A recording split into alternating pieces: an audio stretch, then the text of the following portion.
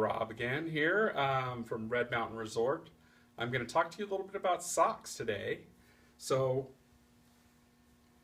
there's a lot of great socks on the market. Sorry, I'm bending over here. And we talk about, what we want to talk about with socks is keeping your foot dry, okay? Cotton, and if you're wearing cotton socks when you're hiking, you're asking for blisters. Cotton gets wet and stays wet. What you want is a sock that is a good moisture management sock. So if we can keep your feet dry, you're less likely to blister. That and having properly fit shoes. So I've got two weights. This is a wool sock by Smartwool. This is a more traditional hiking sock. There's two weights here. One is a mid-weight, one is a lightweight. The primary difference between a mid and lightweight sock is when you turn them inside out. The mid-weight sock has these terry loops running all the way up the sock. So it takes up volume in the shoe. So if you have a shoe that's a little big, you might want to go with a mid-weight sock. Also, the terry loops add padding and cushioning. And then you have these little fibers right here. Those actually are part of the moisture management and help transfer the moisture from underneath your foot out through the top of the sock. The lightweight sock, when you turn it inside out, there are no terry loops on the top or through the cuff of the sock. So just terry loops on the bottom, again, cushioning and moisture management. And again, these little stringy things right here help transfer that moisture. So that's one type of sock. This is also a wool sock by Smartwool. This one is a little more of an athletic cut sock, so great for trail runners, great for lower shoes, obviously. It doesn't have a high cuff. Most of your shoes, I don't recommend going with a no-show. I know a lot of people like the no-show sock, gives them better tan line, whatever. You want to have this cuff significantly higher than your heel, just so it doesn't slide under your foot. Again, we turn this sock inside out, we're going to see. Now this one's a little different in that the terry loops are thicker on the heel and toe, so it gives you extra padding, and it also has an arch lock, so it really holds on your foot. This is all seamless construction right here, a little more ventilation right there, and again, great moisture management, great thermoregulation. That's wool.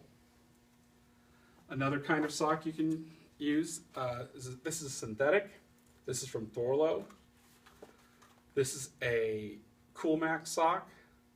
So great, great sock, great thermoregulation, great moisture management. I find the wool to be a little better.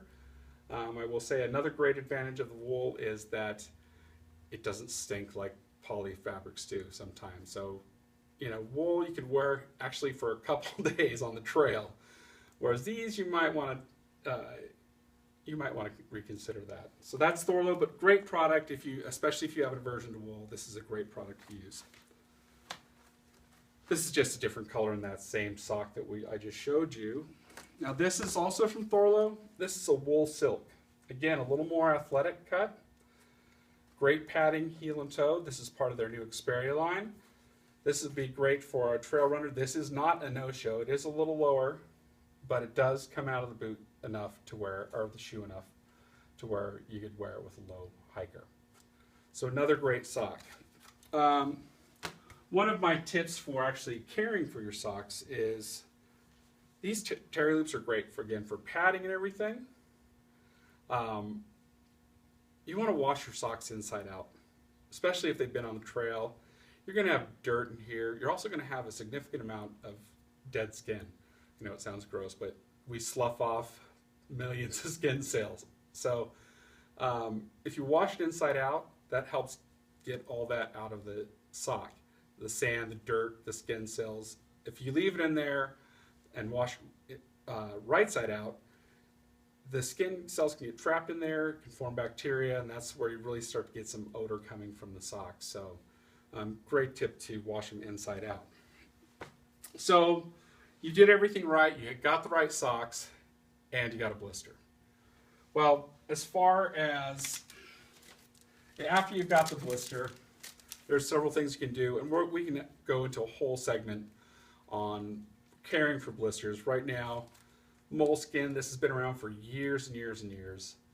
Great product to use, great for creating cushioning around the blister.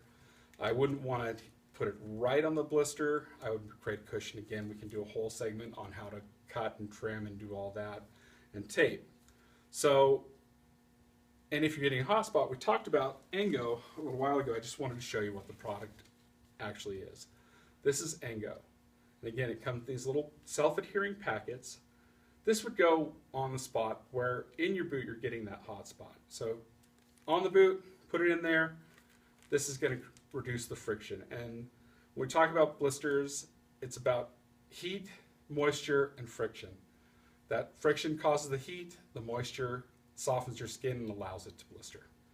So those are my tips on socks and blistering.